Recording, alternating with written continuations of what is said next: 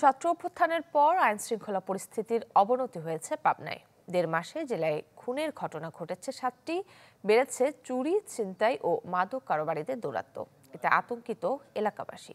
যদিও এসব বিচ্ছিন্ন ঘটনা দাবি পুলিশের। ১৬ নভেম্বর বাড়ি থেকে নিজ খামারে যাওয়ার পথে খুন হন পাবনা সদর উপজেলা মৎস্যজীবী দল নেতা জালাল উদ্দিন। ১৭ নভেম্বর জেলা শহরে প্রকাশ্যে কিশোর তুষারকে কুপিয়ে হত্যা করে দুর্বৃত্তরা। পরদিন পাবনার ঈশ্বরদীতে প্রকাশ্য দিবালোকে কুপিয়ে ও গুলি করে হত্যা করা হয় যুবলীগ কর্মী ওয়ালিফ হোসেন মানিককে। পরিসংখ্যানে মিলেছে ১.৫ মাসে পাবনায় হত্যাকাণ্ড হয়েছে ৭টি। Double million offer Walton fridge কিনে পেতে পারেন ২০ লক্ষ টাকা, রয়েছে কোটি কোটি টাকার নিশ্চিত উপহার। এর মধ্যে শুধু নভেম্বরের প্রথম ১৫ দিনেই খুন হয়েছেন ৫ জন। এছাড়া ছিনতাই, হামলা, লুটপাটের ঘটনা ঘটছে হরহামেশাই।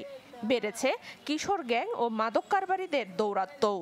কিশোর গ্যাং গড়ে উঠেছে পাবনাতে এবং পাবনা মানুষ এদের কাছে জিম্মি হয়ে গেছে এবং আইন শৃঙ্খলা বাহিনী এটা কোনো তৎপরতা দেখা যাচ্ছে না ওইভাবে।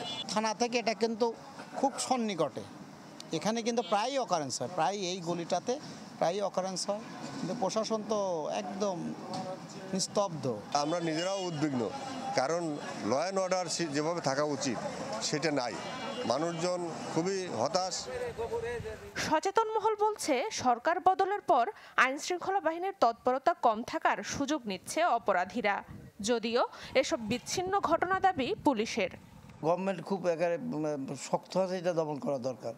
কারণ আইন শৃঙ্খলা যদি অবনতি ঘটে তাহলে কিন্তু দেশের অরাজকতা সৃষ্টি হবে এবং তাহলে কিন্তু আমরা সাধারণ জনগণ যারা আমরাও কিন্তু শান্তিতে থাকতে পারবো না। এটা আসলে খুবই স্বাভাবিক প্রক্রিয়া, খুবই স্বাভাবিক একটা বিষয়।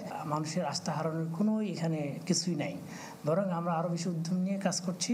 ইনশাল্লাহ খুব শীঘ্রই এটা আরও মানুষ এটা আপনাদের মাঝেই প্রতীয়মান হবে যে আসলে পরিস্থিতি খুবই স্বাভাবিক রয়েছে।